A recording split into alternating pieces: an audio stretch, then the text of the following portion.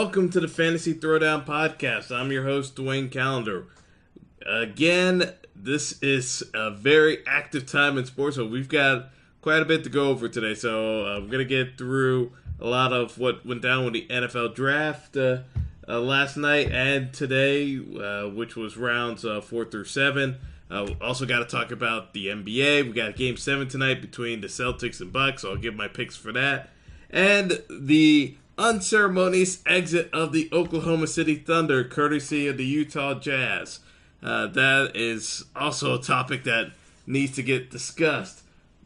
But I'm going to begin with the NHL here because I want to talk about this for a bit because hockey doesn't get nearly enough love in my opinion. But I'll go through what some of my thoughts were on the action today and last night. So we just saw Tampa Bay get smoked by the Boston Bruins.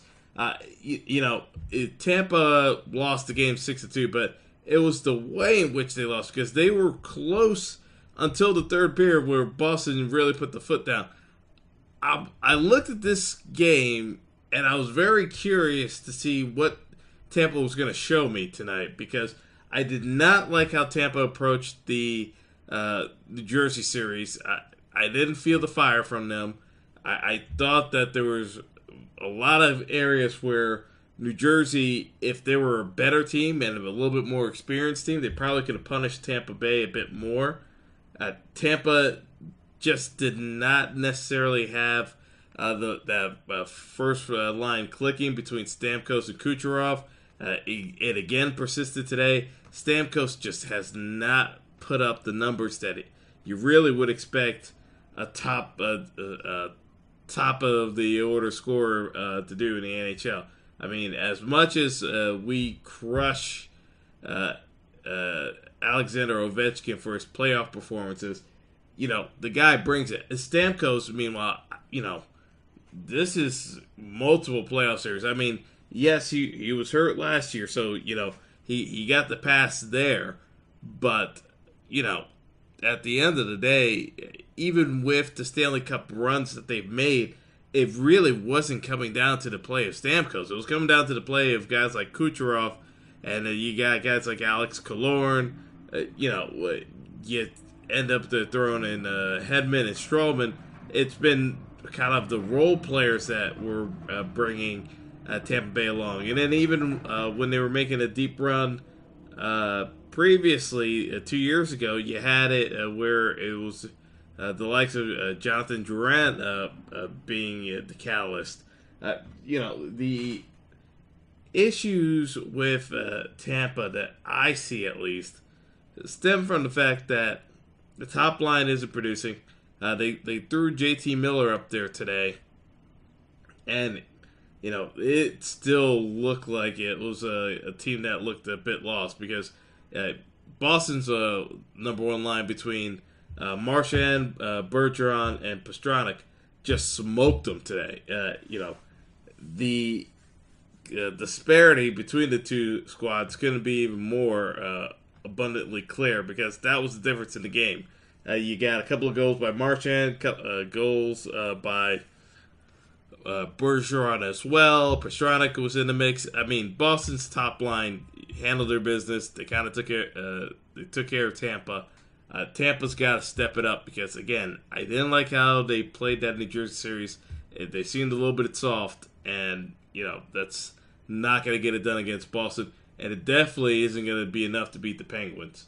The Penguins, as much as I would want to see them get knocked off, I cannot see in any scenario where, unless Sidney Crosby also goes down with an injury, because you already got Malkin hurt, but if Crosby goes down with an injury, then I could say Washington is finally going to get over the hump with Pittsburgh. But even with one of those guys fully healthy, the Caps are not doing anything against the Pens. It's not happening.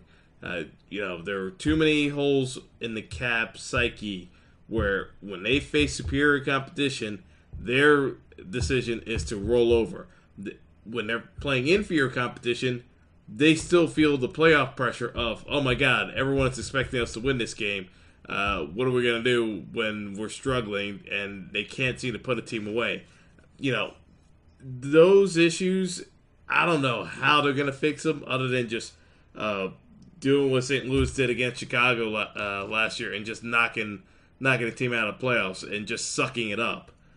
But I just don't see the horses on that Capitals team to score enough points to actually do that against the Pens. They're a smaller team than Pittsburgh, and they don't score as well as Pittsburgh. I don't see how that is in any way, shape, or form a recipe for success. So I think the Capitals are in big trouble. The fact that they blew yet another lead in their postseason history, with Pittsburgh coming back from 2 goals down to win Game 1, I just don't like how that sets up for Game 2 tomorrow night. Meanwhile, last night you had Game 1 between Nashville and Winnipeg, and another team that I was a little bit worried about was Nashville, just because I didn't like how they played that series against Colorado until the closeout game. I thought that might actually give them a little bit more impetus to get their heads together and play bully ball or just a big boy hockey, because Winnipeg took it right to them last night. They couldn't knock Winnipeg down in front of net, in front of Rene. They were able to get in front of Rene. They basically won the puck battles left and right. I know Nashville could say that they won the speed game. They were able to create some chances, but when it came right down to it, the Winnipeg Jets were able to get in front of net, and between all the shots that Nashville was able to generate from the point, Connor Hellebuyck did not have difficulty picking up the puck. Hellebuyck had played a hell of a game, but Nashville was not able to get anyone in front of net. I mean, Winnipeg was just bossing them all over the ice, basically, and keeping them out in front of, away from in front of the crease by Hellebuyck. So Hellebuyck had a clean pocket to actually navigate the net and make saves from the point. So Hellebuyck did not, even though he gave up a goal to break his scoreless streak at 160 plus minutes in the playoffs. I look at that and say that what Nashville really needs to do, I mean, they lost 7-1, but they really need to get a little swag back. So I would say Game 2 becomes a must-win, but not just for the sake of winning, just to show Winnipeg that they actually have reasons to be afraid of you, because they will just keep moving on top of them and beating them up. Meanwhile, you had actually, was it 6? Actually no. The 7-1 score was Vegas over San Jose. That's the other matchup I'm going to be talking about because the game's coming up. But in terms of just some of these matchups, you just have a case where I think Tampa. I think Nashville, even though they lost 4-1, it was not a scenario where it was a close 4-1. I thought it was a pretty obvious case of they got handled, and they got handled pretty good. So Nashville's going to have to step up the game a bit. Coming up now, at least in about a little over an hour, you've got San Jose looking to try to even the series against Vegas, Golden Knights. And, Vegas took San Jose to the woodshed with that 7-1 win.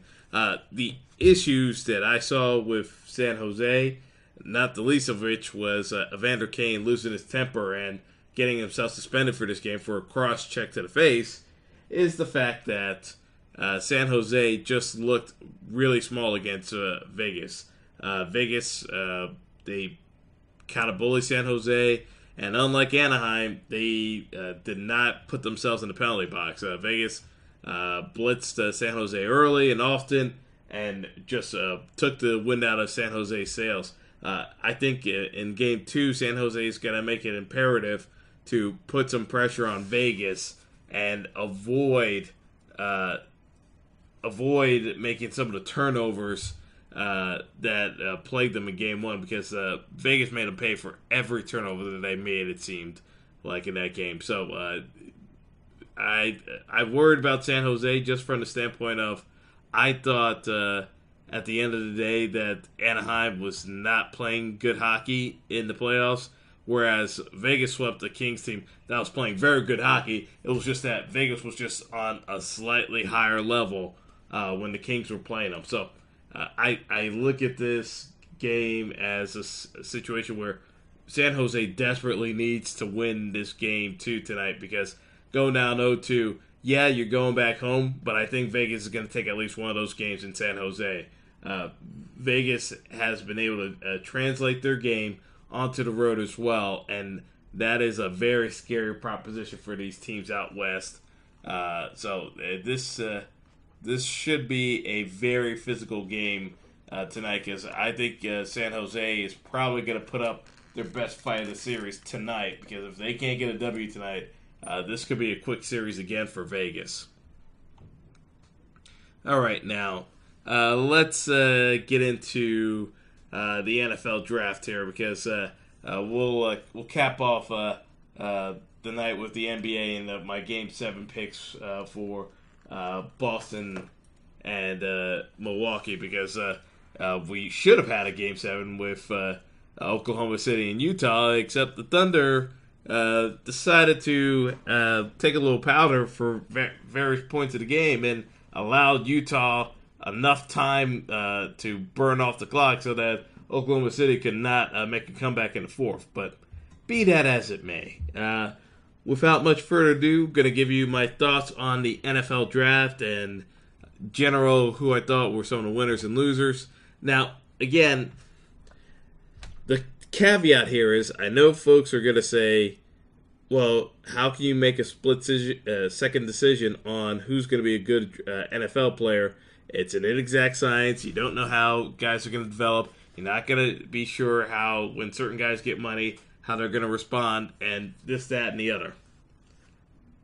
All that being taken into consideration, though, you can get a sense of what teams are thinking or not thinking with some of these draft moves, because you can see who did their homework and actually put together a body of work where you had a consistent message as to what they were valuing and what was the overall game plan for each team. So going through some of the winners that I saw in the NFL draft this year, got a couple, got some winners, but it got a bunch of losers that I'll talk about as well, and I'll break down why I felt we had some real head scratchers this year, because I think there were some folks that were either mailing it in or had just been out of the game so long that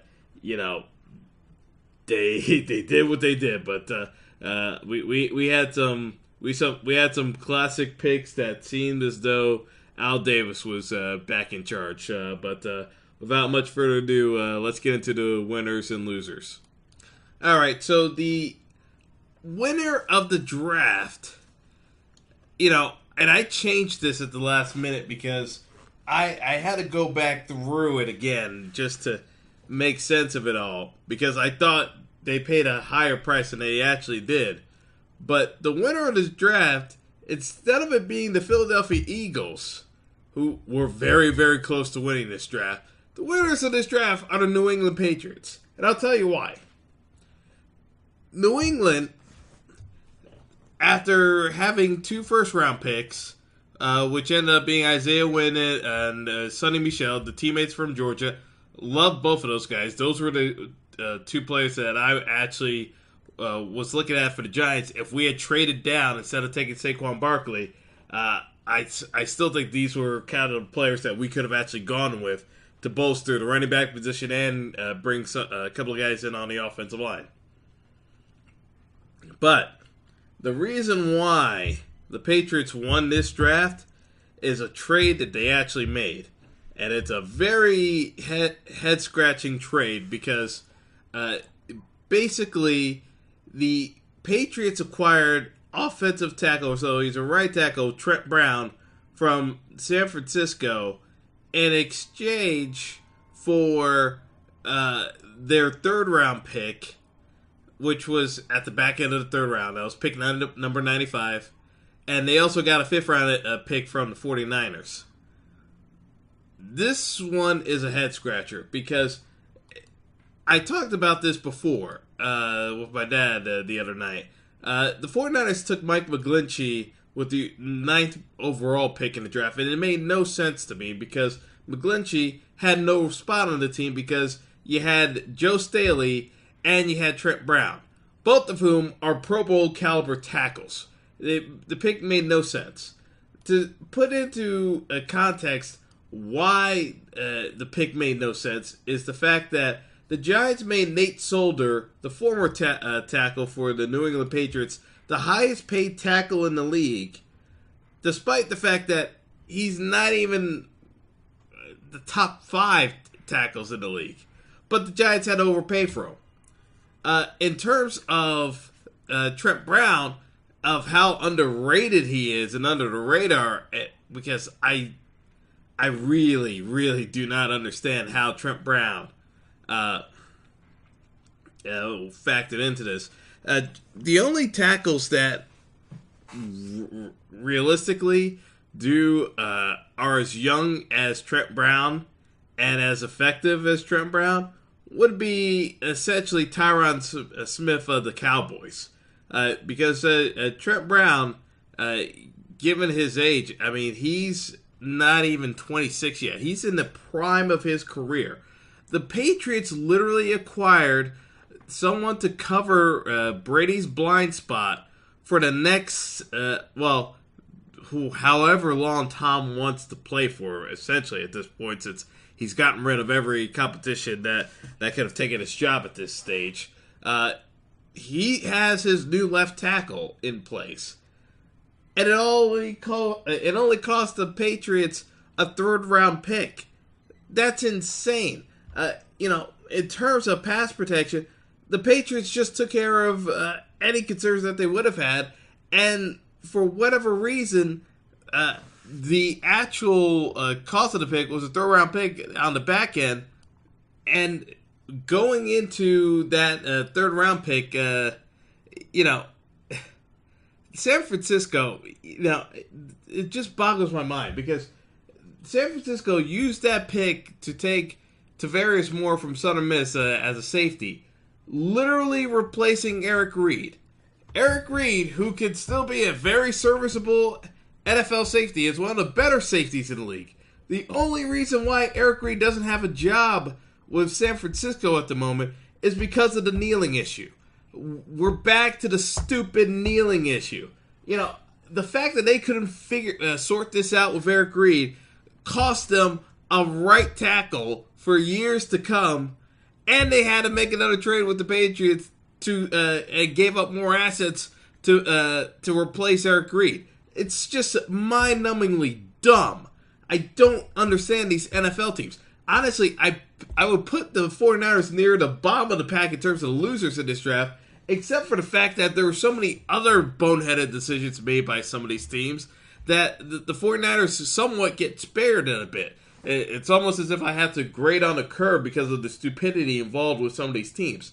But yes, I put the Patriots as the winners of this draft because of the fact that they literally solidified the issue on the offensive line protecting Tom Brady, and all it cost them was a third-round pick.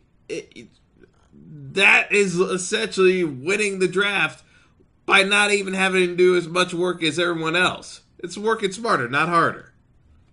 The other name you should look out for with New England's draft is the 6th-round pick, Braxton Berrios from the U. Basically, Berrios is perfect fit for New England's style of offense. I mean, I envision him more in the role of Deion Branch and the recently departed Danny Amendola. But Berrios can get open in space.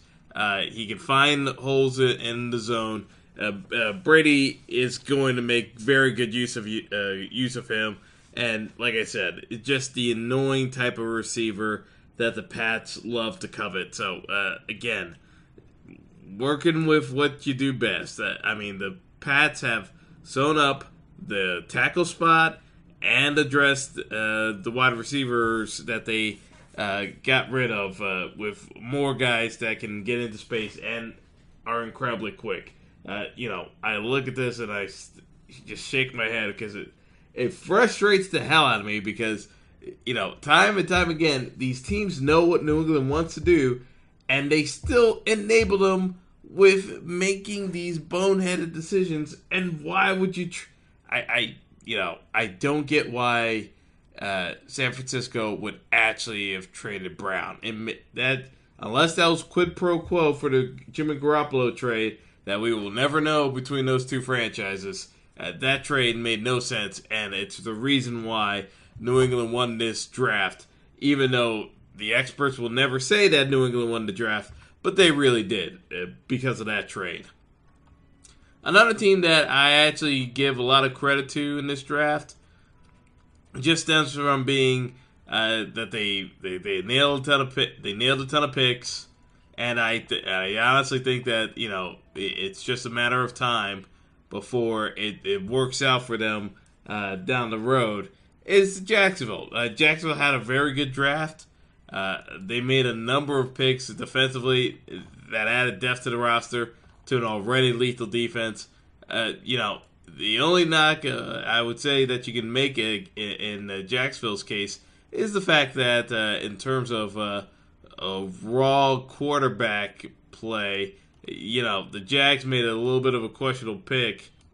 As bad as Blake Bortles is, Tanner Lee is even less qualified to be a quarterback in the National Football League. So Blake's job is safe once again because the Jags decided to waste, and I do mean waste, because even though it was a 6th round pick, that's still a waste using it on a Nebraska quarterback. I mean, come on. That really is the only knock I have against the Jags. Otherwise, I probably would have put them in a tie with New England.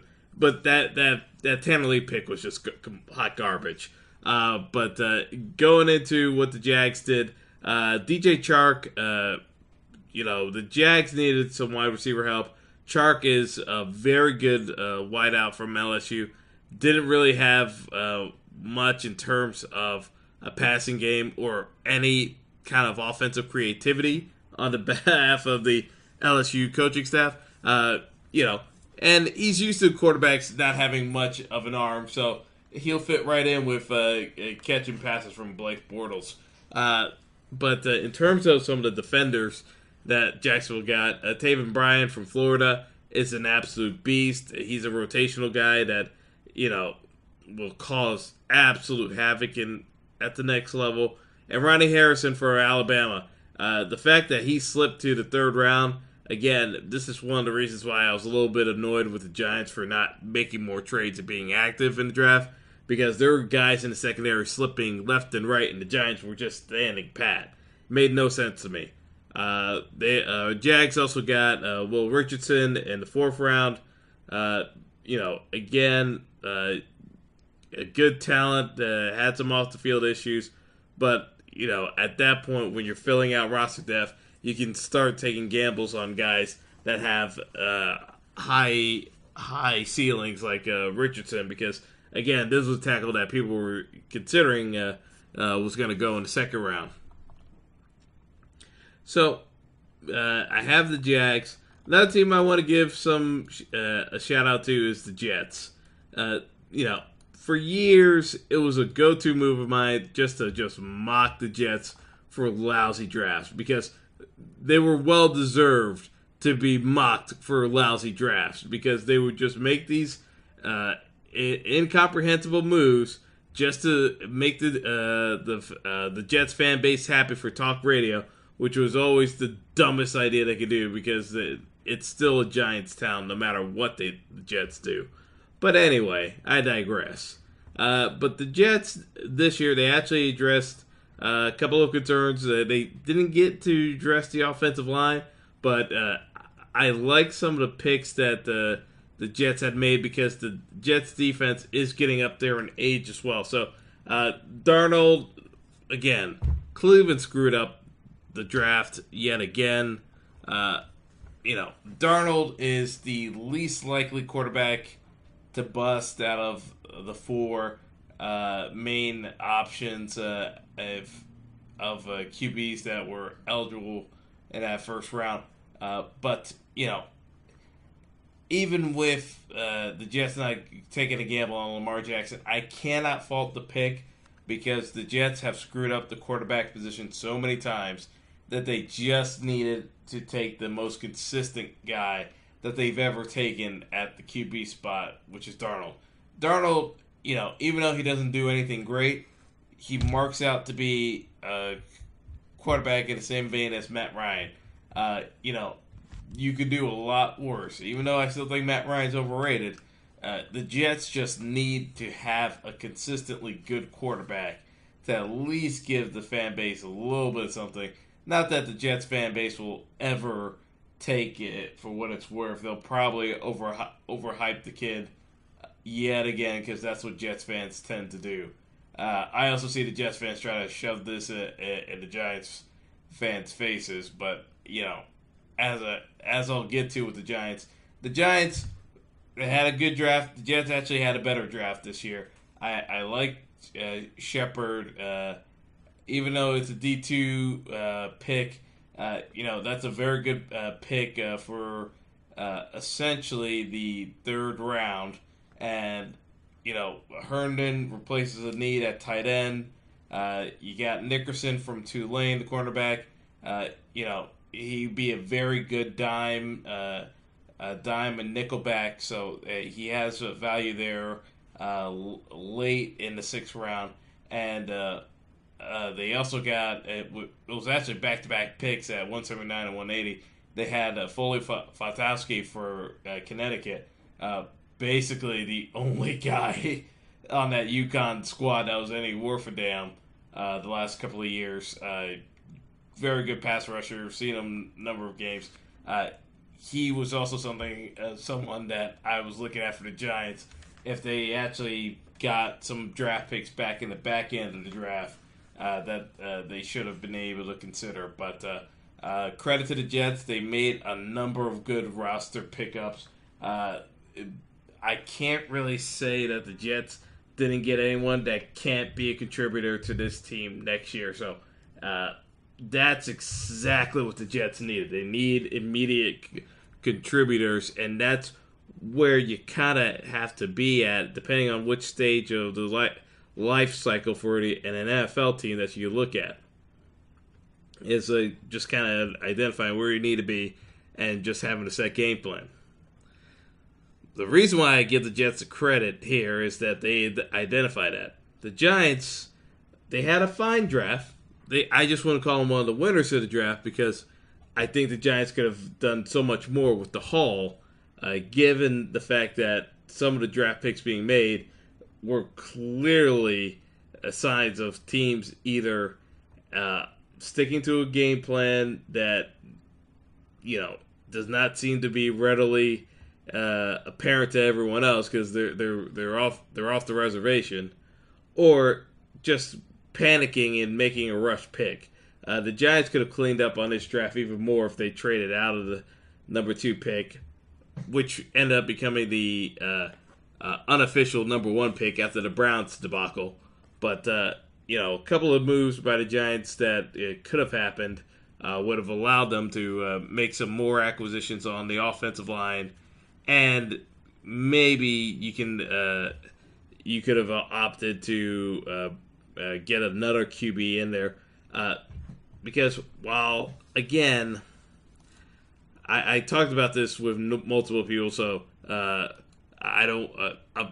For those who are listening to the podcast and have heard me say it, I'm not going to bear with me, but I have to belabor the point because of the folks who hadn't heard my input on this.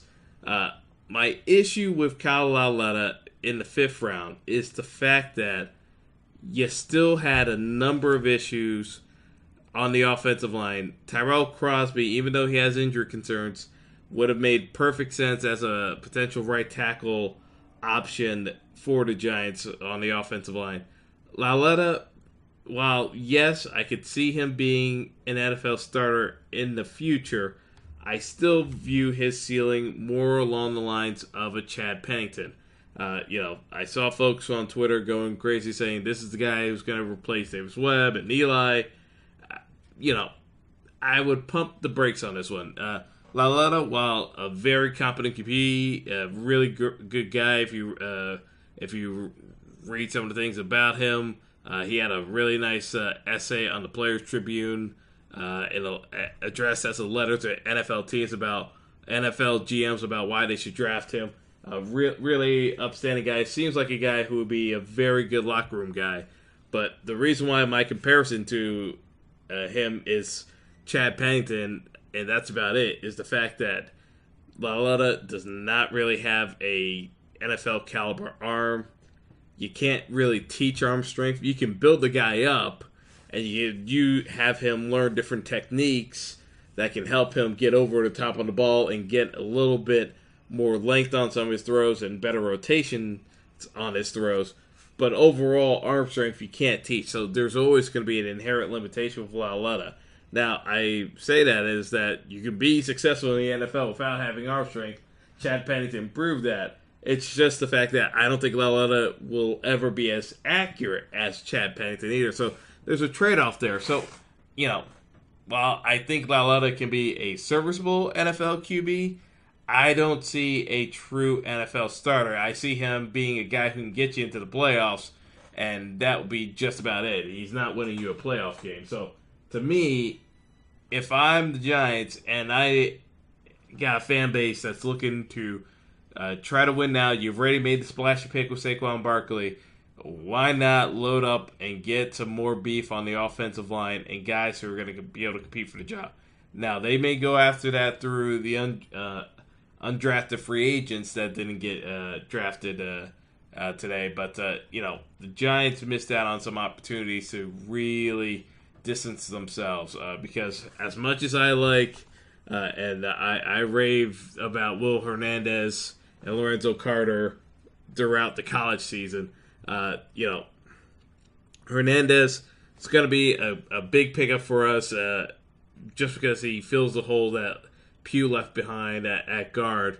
And Carter is top of the line pass rushing linebacker / edge rusher in a 3-4 defense. He's going to be havoc on teams. So he's going to be on the defensive line. He's going to drop back in coverage. He's going to do quite a bit for the Giants. So I love the pick for Carter. I tend to gush over the Georgia guys just because I saw how many NFL-ready guys that they had for a team not named Alabama. Georgia really did outdo themselves this past year. But I loved Carter. B.J. Hill from NC State, the nose tackle, works pretty well as a guy you can rotate in and out of the lineup for Snacks if it looks like Snacks is getting tired. So I like that from a depth position. And R.J. McIntosh from the U is a very good pickup in that 5th round for a 3-4 defense because he's particularly an edge rusher, but he can drop back and cover receivers as well. So the Giants had an early day. It's just that I think they could have made it a spectacular day if they had decided on doing some different trades to trade back in the draft to get more picks on the back end, because the amount of talent I was still seeing not being picked amongst certain teams had me thinking that a lot of squads realized that there were diamonds in the rough that they had missed out on because they didn't have enough draft picks. But overall, it was a very good draft for the Giants. It's just that I wouldn't put it up there with some of the teams that I thought did a bit better, such as New England. You got the Jacksonville Jaguars and, of course, the Jets. But there were plenty of losers in this NFL draft, and it's not because of the players, but it just seemed to be just all over the place in terms of dysfunction. So again, Cleveland, not to kick a dog while they're down, but I mean, the handling of the first round picks really just kind of set the tone for the rest of what Cleveland was going to do. Although I love the Nick Chubb signing, drafting. I'm just not sure how excited Nick Chubb's going to be there to be drafted by the Browns of all teams. But, that's a good pickup in the draft from the running back position because I had Chubb very close to Barkley. That's why I felt as though the Giants could have traded back because Chubb is not a bad consolation prize. But in terms of random things that the Browns did, they really did not address the last tackle spot. And I know they're going to say there's a potential Corvette could go there, but like all the breakdowns for Corvette pointed towards the fact that he be undersized as a tackle, and the arm length was going to be becoming a greater issue. So it just seems to be the fact that the Browns always take one step forward, two steps back. But there were a number of other picks that had concerns. One being Antonio Callaway from Florida, the wide receiver. He had a number of issues off the field with drugs and alcohol. And, while Josh Gordon has recovered, and, you hope he can be kind of a more stabilizing influence, you never know with a guy like Josh Gordon when the other shoe could drop. So, not necessarily the cleanest character that they could have drafted, but they made the move and they're sticking with it. So I look at the Callaway pick as something that could blow up very easily on them. Simeon Thomas was a late round pick that no one had even remotely close on the draft board. So I won't punish them too harshly for that one, but just the fact that they went with Mayfield, who's undersized and doesn't really have a true protector on the blind side. You can make all the comparisons to Russell Wilson as you want, but if you don't have speed, you're not going to outrun NFL pass rushers. It could be a rough opening year for Mayfield just until Cleveland can get its act together, because at the end of the day, he is the franchise now, so they got to figure out how to protect him. I just don't think they did it through the draft, so they're going to have to figure out a way through free agency to attract folks to at least find folks to protect Mayfield, because again, if they allow him to take too many hits early, and that causes him to start altering his mechanics, all that accuracy stuff that people were talking about is going to go well beyond the wayside. I mean, he will turn into the Johnny Manziel bust that they ended up having to deal with very quickly. Another team that made no sense whatsoever was the Kansas City Chiefs. The Chiefs did not have a ton of draft picks, so I think part of it ended up being that they thought that some of the guys that they had been scouting were going to go by the wayside, so they made some really questionable reaches in terms of players. The Speaks pick in the second round was one of them. The Nandi pick was another reach. Dorian O'Daniel in the fifth round was another reach. There were just too many reaches going on, and it seemed to be a case where, again, the Chiefs not having early first-round picks started believing that they were going to be in danger of getting jumped by some of these teams, and ended up kind of overshooting the window for drafting some of these players, but were willing to look like they were reaching way too early rather than missing out on their guys. But that's really not a sound strategy, in my opinion. I'd rather have, proper valuation of my draft capital, if you will, because trading away too many picks leaves you in a spot where you can be hamstrung sooner than later. So I just don't think the Chiefs did themselves that many favors. And, of course, it was the byproduct of trading for Patrick Mahomes last year. So if Mahomes pans out as the franchise QB, then it's still worth it. But if not, this was a very risky gamble. All right, so getting into the other teams that I thought just did a horrendous job, I got to talk about the Oakland Raiders. Now being led by John Gruden in his second go-around with the team, my issues stem from the fact that I honestly think that John Gruden's prep process had a lot to do with players he just liked watching on Monday Night Football rather than how they're actually going to fit together once they're on the field. Case in point, the Raiders trade a third-round pick to the Steelers for Martavis Bryant. The same Martavis Bryant who's been suspended by the league twice for substance abuse issues, so he's already faced a year-long suspension.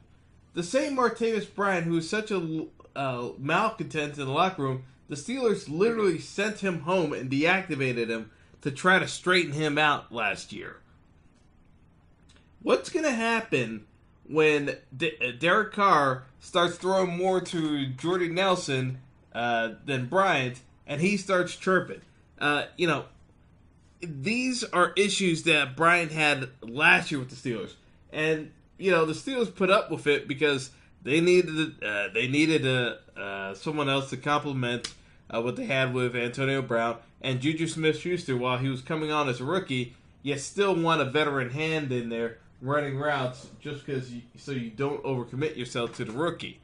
Now that Schuster is no longer a rookie, bye-bye Martavis.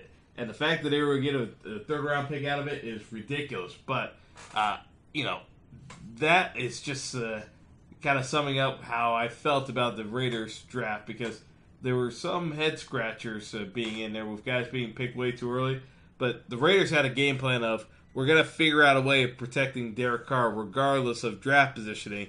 And that's where I think Gruden was struggling mightily, was the fact that he was overvaluing the players rather than where they were taken in the draft. So, it could be that Gruden doesn't give a damn about it, but, at the end of the day, even though you don't want to go full analytics, at least acknowledging certain aspects that need to be corrected will be worthwhile. The other thing that the Raiders did that just drove me nuts was the fact that they used a 5th-round pick on a punter. Mind you, realistically, the only time you should be using a 5th-round pick on a special teams player is if he's got such breakaway speed that he's a threat with every time he touches the ball, and maybe he's just lousy as a receiver. Because usually if they have game-breaking speed like that, then you use him as a wide receiver. The other problem is the fact that on special teams, the only guy you really look to draft would be a kicker, because at least they could put up points for you. The problem here with the Raiders is they had a Pro Bowl punter by the way of Marquette King. Gruden got rid of him, citing that he didn't like Marquette King's attitude. Hello, you literally just traded for Martavis Bryant, who gets into trouble far more often than I would say. Martavis Bryant has caused more waves in 2 weeks than Marquette King did in his entire career. If anything, Gruden could have just had the conversation with King, just saying, I need you to tone down your act on social media, son, because you're paying you a lot of money, and, I'm not seeing the professionalism. You could have easily had that conversation. Instead, he cuts Marquette King at the drop of a hat. You bring in a bunch of random guys, and, one of the picks, the guy literally, I'll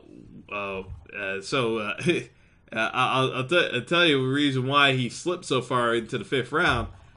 The reason why is the fact that in terms of some of the other prospects, And you get interesting stories all the time in terms of players, but the issue with Arden Key is the fact that he literally had to go to marijuana rehabilitation while he was at LSU because he was addicted to smoking pot. Again, when you have free time and disposable income in the NFL, that's probably not one of the things you want your player doing, getting himself popped for substance abuse issues. That's another issue altogether. But the Raiders had a number of problem incidents over the last couple of years. So to stick their nose into yet another problem case is very confusing. Next up, the other reason why I just kind of looked at the Raiders draft and had more questions than answers is the fact that, at the end of the day, they drafted a number of receivers, traded for a receiver, and signed Jordy Nelson. I don't know about you, but Derek Carr is going to have so many new faces to throw the football to. Some of those guys are definitely going to wash out. So you expended way too much capital addressing one position that really wasn't that weak of a position. Because if you kept Michael Crabtree and you told Amari Cooper he's got to step it up, you would have gotten production out of him anyway.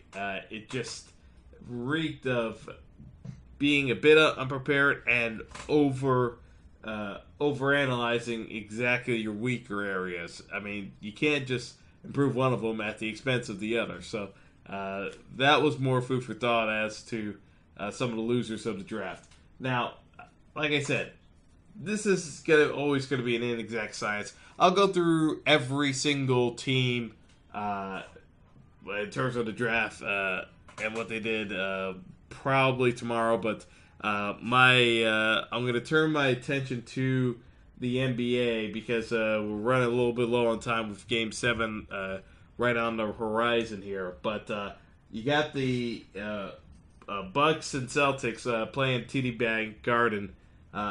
I look at this as a case where Boston, even though they are the inferior team in terms of a talent level without Kyrie Irving, they have a chance of being able to close this out on their home floor and at least be able to demonstrate that they've got a ton of talent throughout their roster, and that they're going to be taking over the East come next year once they get everyone healthy. Because between Jason Tatum and Jaylen Brown, you got very dangerous wing scores that also have a tremendous wingspan, so they can guard guys like LeBron. Well, I wouldn't say guard them, more like slow them down, because you're not really gonna guard them because you can't hand check anymore. But at least you can slow them down. Now on the flip side, Milwaukee clearly has the best player in Giannis. If Giannis goes off and has a monster game, Milwaukee's going to win this game. I just don't see him being able to score 50-plus points tonight on the road. I just look at this as a case where Boston's eventually going to pull this one out. It's just a matter of time when. So as long as they stick to the game plan, they should be able to see it through. The line is set at Boston being favored by a little over 4.5. That sounds about right to me. I would take that and say that the Celtics are going to cover. But I've been wrong before, and especially when it comes to movies, especially when it comes to series that play out kind of like a movie set where you've got the injured star and you got the team rallying together. This screams like a case where Boston gets it done heading into the next round, which should be pretty interesting, all things considered, because that Philly team poses a number of issues for both these squads, no matter who makes it out of there, that I would take Philly in the next round, regardless of whomever wins. So, With that being said, and just a pick in Boston, we're going to talk about Russell Westbrook. Because the Oklahoma City Thunder got knocked out of the playoffs yet again. And, people could talk about how great Russ played, but at the end of the day, as a point guard, your job is to figure out a way of getting your best players involved in the game. Paul George was missing in action throughout most of the game, and people were going to point to the fact that Paul George was passing up shots. Paul George did not feel comfortable taking jump shots last night. He didn't feel it. He didn't. He just didn't think that it was fair to the team to keep taking jump shots when he keeps missing. Meanwhile, you got Russell Westbrook on the other hand, jacking up 3-pointers, shooting air balls, and genuinely not running the offense. Russ ended up going. I believe the final tally was 7 of 19.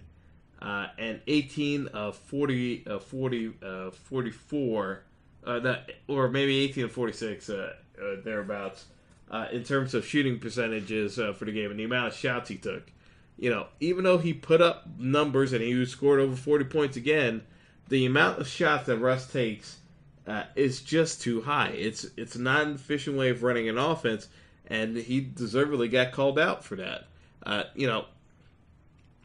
If I'm a Lakers fan, I am over the moon because Paul George, for all intents and purposes, unless he's got this unshakable friendship now with Westbrook, I can easily see him going out the door and not being exactly asked to stay on by Westbrook. I think at the end of the day, the narrative's kind of set. It's just a matter of whether or not Westbrook is willing to change the narrative.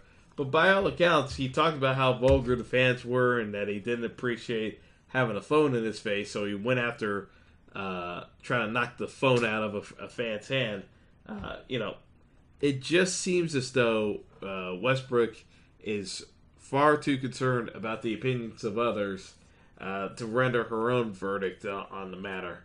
At the end of the day, unless Westbrook is more willing to engage in the offense and making assists in the offense that may not necessarily tie to his numbers, but could tie to some other unexplained mysteries that that people just gave up on because there were no new clues, which these kids seem to, seems to indicate to me that Westbrook just cannot play with others that are inferior to him. But, unless Russ feels the pressure from another great superstar player, which should have happened with Paul George, it didn't. Russ just, again, ran it like it was like Gladys Knight and the Pimps, because, I just don't see where there's a partnership. I look at this as Russ is just kind of like a chef that just yells at his sous cooks and takes the credit for everything that's puts out of the kitchen and will just kind of deflect attention away when things don't go according to plan. I just look at this as a scenario where Carmelo Anthony was a complete non-factor and won't accept going to a bench role. And Paul George, who has so many options of free agency this season, once he takes a moment to decompartmentalize and just look at the season as a whole, I think even he would have felt that he could have done more for this team if it had been made available to him. So just a number of things to kind of keep in mind for the future with the Oklahoma City Thunder, but not the least of which is who's going to play with Russell Westbrook, because at this stage, it's looking more and more like the one-man show with each passing game in that series. And even though he had a great series, one guy does not win a team basketball game. So more to come from Oklahoma City, I'm sure, but hopefully we do see a case where Russ gets a little bit more effort into working within the confines of a set structure offense rather than having to be the one creating things on his own because he's not following a set play. Anyway, that's all I have for tonight because we got the Game 7 coming up now, so I'm going to close it up now. My pick still remains the Celtics. I didn't get into baseball, but I do have the Yankees being able to extend their streak to 8 games after that win last night. So I think the Yankees take another game from the Angels, make it eight games in a row, and they're off to the races. So that's all for now, but have a good one, folks, and enjoy the games.